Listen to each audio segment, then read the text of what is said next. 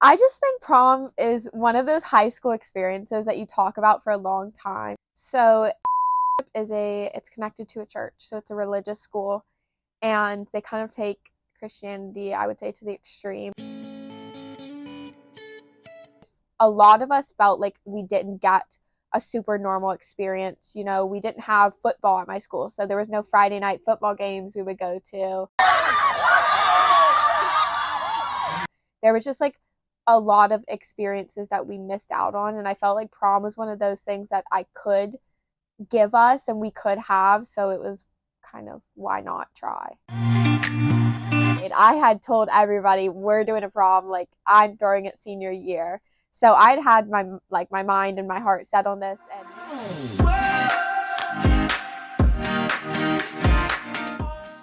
for our prom we just went ahead and like put all the rules in our invitations.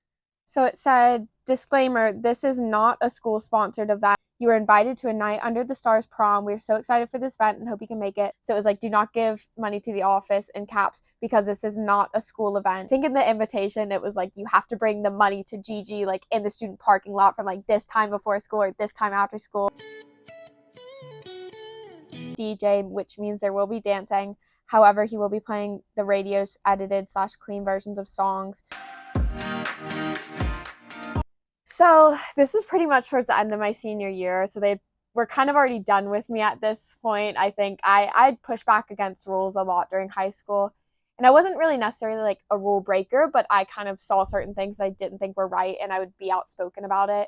And I think this was just another one of the examples they probably had against me that was negative. And I definitely don't think a lot of the administration had a positive view towards me towards the end. The National Honor Society, I was rejected from it going into junior year, even though I had the highest GPA in my class. And up to this point, no one had ever really been rejected unless you didn't meet like the GPA standards. Honestly, just something to put on your resume.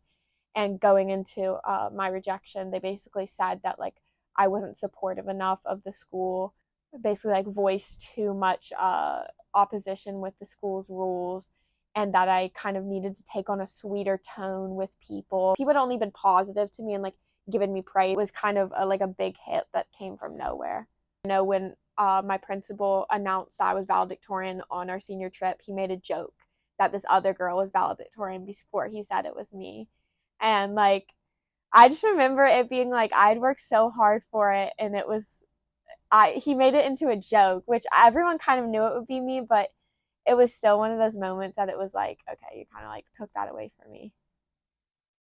But I think I was just vocal about a lot of things that I saw that were wrong. And especially as a Christian myself, I saw a lot of things that they would take as double standards between men and women, and a lot of things that had no biblical backing that I felt like a lot of times they just did to put more rules on us. It was, you know, a normal prom, I would say. I mean, it was a little smaller than most schools, but it was a normal prom.